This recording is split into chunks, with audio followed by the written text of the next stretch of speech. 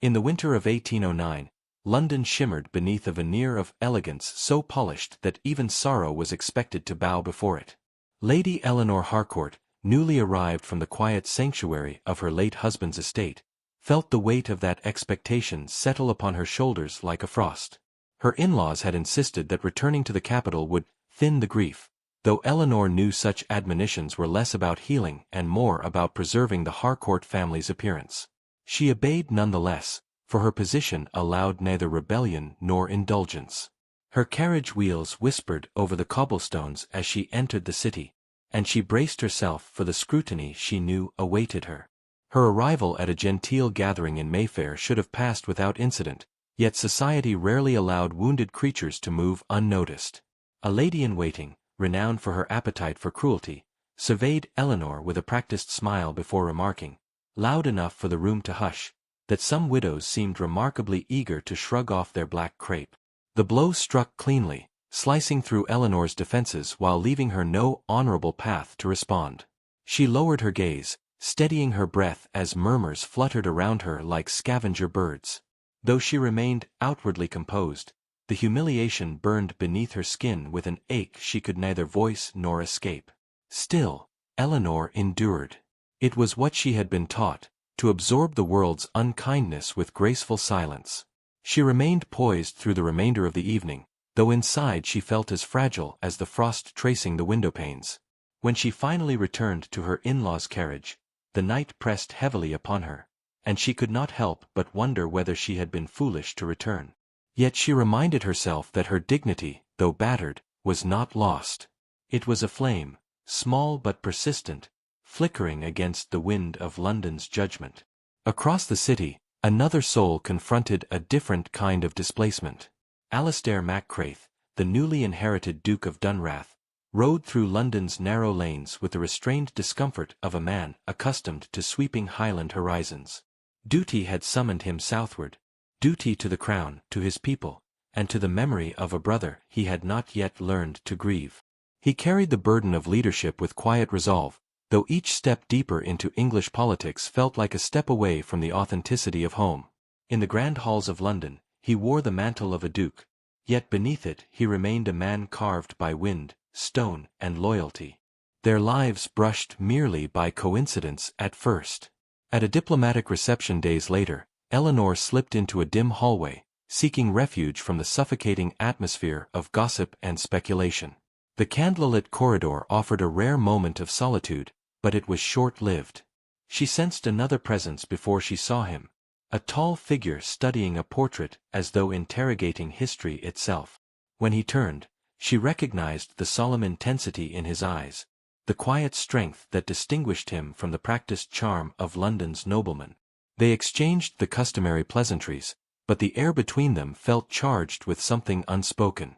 Eleanor noted the faint accent beneath his words and the earnestness that softened his otherwise formidable gaze. He, in turn, observed the quiet sorrow she tried to hide and the resilience woven through her poise. Their conversation was brief, proper, and entirely ordinary, yet it lingered with them long after they parted. Neither understood why, though each suspected that the moment had touched something dormant within them, something they dared not name. Eleanor returned to her in-laws' home that evening with a peculiar warmth beneath her grief, a sensation she struggled to name. She had no desire for courtship, no intention of entertaining romantic thoughts. But the memory of the Highland Duke stood stubbornly in her mind, as though her heart had recognized something her reason refused to consider. She chastised herself for such frivolity, insisting that the encounter held no significance. After all, they inhabited separate worlds, different responsibilities, different expectations, different futures. Alastair, however, found himself recalling her quiet dignity even as he prepared for the political meetings that awaited him the next day. It was unusual for him to dwell on strangers, yet Eleanor Harcourt was no ordinary stranger. There was strength in her silence and a vulnerability that stirred something protective in him. He told himself it was merely sympathy, an instinctive response to her earlier embarrassment. But the truth, though he did not yet admit it, was that she had unsettled him in a way he could neither dismiss nor explain. Days passed with little fanfare, yet the memory of their encounter remained. Eleanor continued navigating the brittle terrain of London society, and though she wore her composure like armor, she could not ignore the growing sense that her life was shifting in ways she could not foresee. The city's glittering facade, once suffocating, now seemed to whisper the possibility of unexpected change. Whether that promise brought hope or danger, she could not yet decide.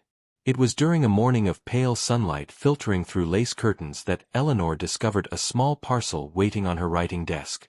Inside lay a single pressed sprig of Highland heather, a bloom foreign to London's clipped gardens. There was no signature, only a brief line written in a steady hand. For the dignity you bore when others offered none. Eleanor's breath caught as she read it. The gesture was improper, unasked for, and profoundly kind. She knew immediately who had sent it. Alistair's token, though little more than a whisper of color, stirred her deeply. It acknowledged her humiliation without exploiting it, offering comfort without expectation. She held the delicate sprig between trembling fingers before tucking it safely into her psalms. The gift was dangerous, and yet she could not bring herself to reject it. Neither of them realized that this small, accidental kindness marked the first true shift in their intertwined fate. The city watched. Fate waited. London soon learned what it had been waiting to learn. That even a widow known for her quiet composure could become the subject of intrigue if the right pair of eyes lingered on her for too long. Eleanor felt the shift before she heard the murmurs. At the next musicale, a delicate event filled with soft harp notes and the sweet perfume of hothouse roses, she noticed how the ladies' fans flickered more swiftly whenever she passed. Their eyes did not meet hers directly. They skimmed over her as if she were an unexpectedly interesting line in a dull book. She held her chin higher, refusing to betray unease, yet the sensation of being studied pressed like an invisible hand upon her back. When Alistair arrived, tall, solemn, unmistakably foreign in bearing, the murmurs multiplied. He bowed to the hostess, offered a few necessary courtesies, then seemed to drift toward Eleanor almost subconsciously, as though drawn by an undercurrent neither had acknowledged aloud. Their conversation remained impeccably proper, but the warmth in his gaze carried a resonance Eleanor could not ignore. He asked after her comfort in London, and though the question was ordinary, his tone held a sincerity that felt almost intimate. She answered with cautious politeness, conscious of every ear within reach. Still, the small smile he gave, quiet, approving, left her breath strangely unsteady. They parted within minutes, yet the entire room seemed altered by their brief exchange. Two young women near the refreshment table leaned their heads together, whispering. A gentleman eyed the Duke with thinly veiled suspicion. Eleanor felt the weight of their speculation settle upon her like the topping of fresh snow, light at first, then steadily gathering, threatening to smother. Alistair sensed the scrutiny as well, though he endured it with the stoicism of a man accustomed to harsher climates and harsher judgments. Still, he could not deny the soft pull Eleanor had awakened within him. Her dignity appealed to him more than beauty or wit ever could. There was something in her stillness that reminded him of quiet northern evenings when the world hushed itself for the setting sun. He told himself this interest was harmless, merely a flicker of admiration. But when he returned to his rented townhouse that night, the image of her standing against the candlelight clung to him with a persistence that unsettled his disciplined mind. The city, however, delighted in its own discoveries. The next days brought a subtle storm of smiles too bright and questions too carefully phrased. Eleanor's in-laws noticed first. Her mother-in-law asked if she had spoken with the Scottish Duke, an inquiry feigned as casual, though her eyes sharpened with concern. Eleanor answered truthfully that their encounters had been brief and accidental, yet she sensed her explanation did little to soothe suspicions. The Harcourt name was known for its strict maintenance of propriety. Any hint of impropriety threatened to tarnish the family's cherished reputation. Eleanor felt the unspoken warning, be cautious, be distant, be silent. But caution soon became futile. The royal winter ball arrived with a grandeur that swallowed every doubt beneath layers of music, silk, and snow-dusted splendor. Eleanor entered the gilded hall bracing herself for another night of whispers, while Alastair entered prepared to endure yet another procession of political niceties. Neither intended to seek the other. Yet neither could deny the brief glance they shared across the ballroom, a glance too fleeting to be called a conversation, yet too weighted to be dismissed. Eleanor danced once, out of duty rather than pleasure. Alastair danced not at all, preferring the withdrawal of observing from the edges. Fate, or something more delicate, nudged them toward the same quiet corridor, a place lined with portraits of monarchs who stared down with expressions carved by triumph and regret. Eleanor stepped away from the oppressive warmth of the ballroom, pressing a hand to her ribs to steady her racing heart. She sought only breath, only a moment of peace. Alastair followed several moments later, compelled by a sense of concern he could not logically defend. "Forgive me," he said softly when he found her. "I feared you seemed distressed." She shook her head, though her eyes betrayed her exhaustion. "The room is warm. Too warm." He hesitated, knowing lingering too long might give rise to speculation, yet unable to abandon her in discomfort. The hush of the corridor cocooned them, turning every breath into a confession. Eleanor, trying to reclaim her composure, whispered that she sometimes felt London pressed upon her, as though it wished to reshape her into something she had never been. Alastair listened, attentive, his gaze steady. "Do not let them," he murmured. "Your dignity is not theirs to define." Those words, gentle yet firm, struck something deep within her. For months she had borne society's subtle cruelty with silent endurance. To hear someone acknowledge her burden was almost unbearable in its kindness. She exhaled, not realizing until then how tightly she had been holding herself. Alastair reached for her hand without thought, then stopped himself, fingers curling in restraint. The moment hovered between them, fragile as spun glass. Eleanor should have stepped away. She knew it. He knew it. Yet in that sliver of stillness, the world quieted, freeing them from expectation. And in that liberating silence, their proximity became its own gravity. The kiss they shared was not bold nor wild, it was hesitant, trembling, shaped by longing neither had intended to feel.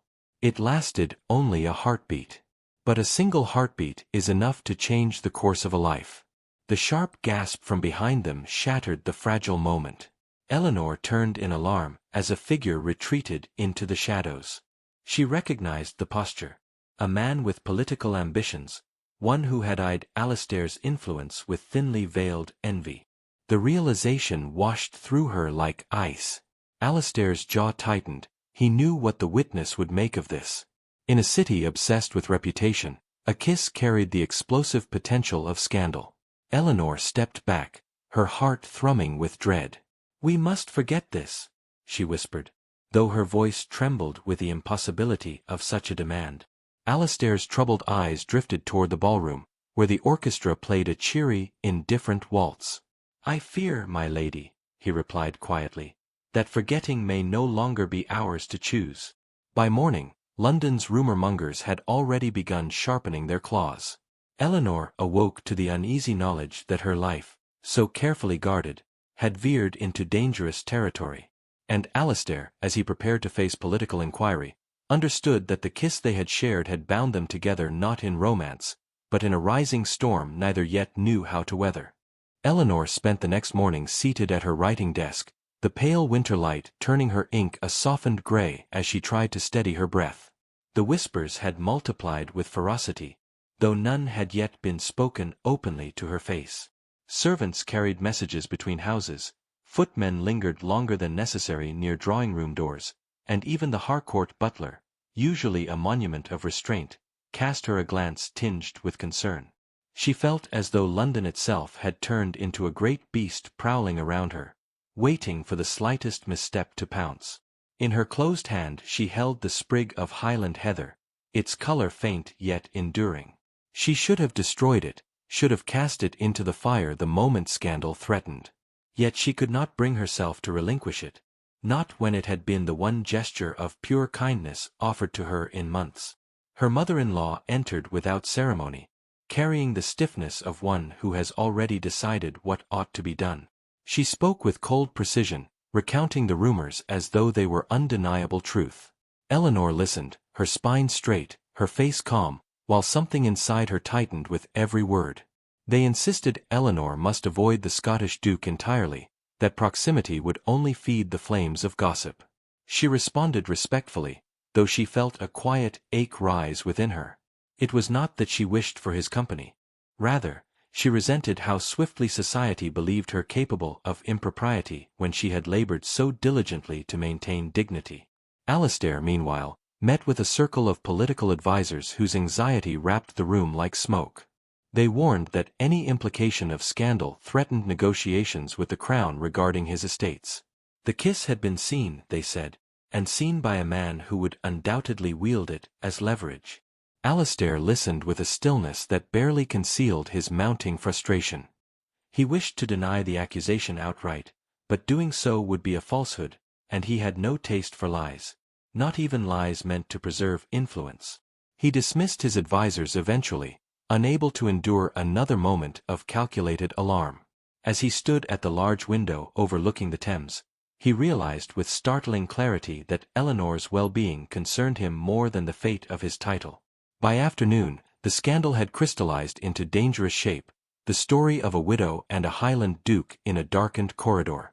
Eleanor ventured out only for an obligatory visit to a charitable tea, attended largely by women who thrived on a steady diet of others' humiliation. She bore their probing stares with silent strength, though each one felt like a pin pushed into tender skin. A baroness seated beside her murmured that widows ought to restrain themselves, her tone dripping with insinuation. Eleanor met her gaze with quiet composure, refusing to grant the woman a victory of reaction. Yet beneath the surface, emotions surged, shame, frustration, and a simmering sense of injustice. When the gathering ended, Eleanor lingered in the vestibule, needing a moment to collect herself.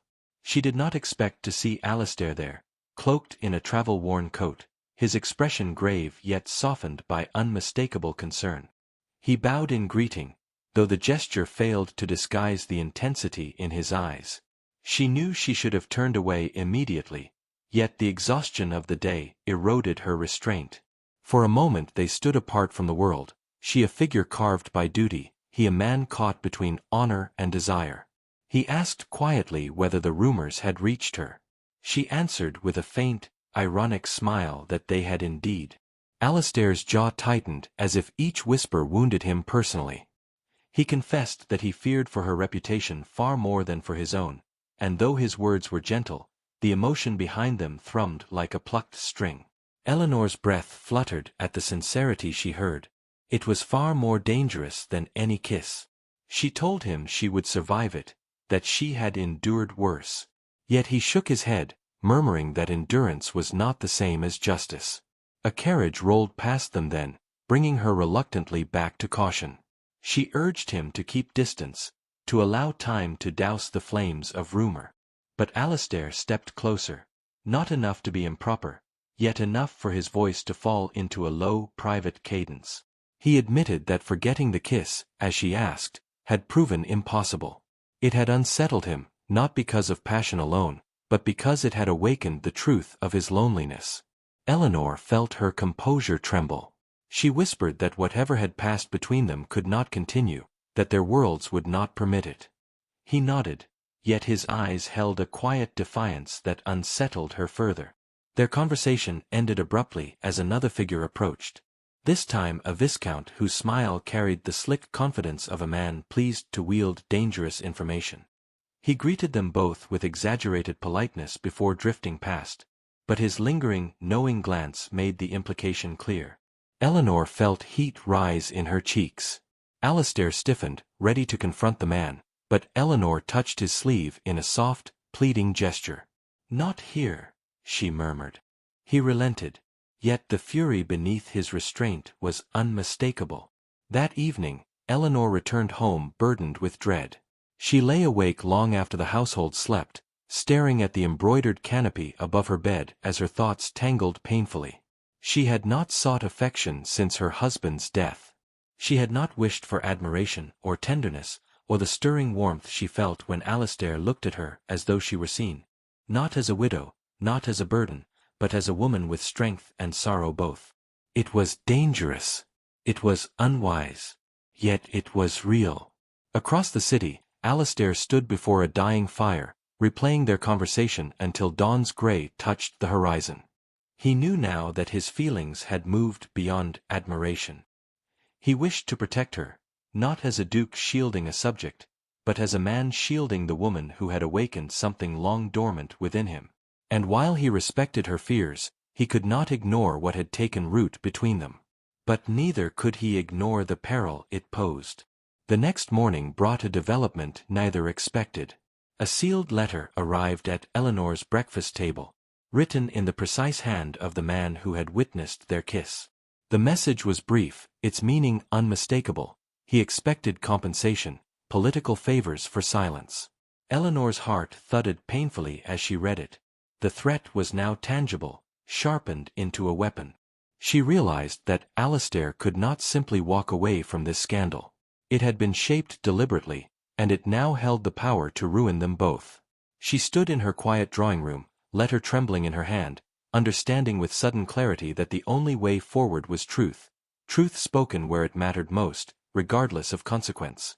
And in that realization, she felt the faintest stir of courage rise within her chest. Fragile yet undeniable, as though the heather pressed in her psalms had finally taken root.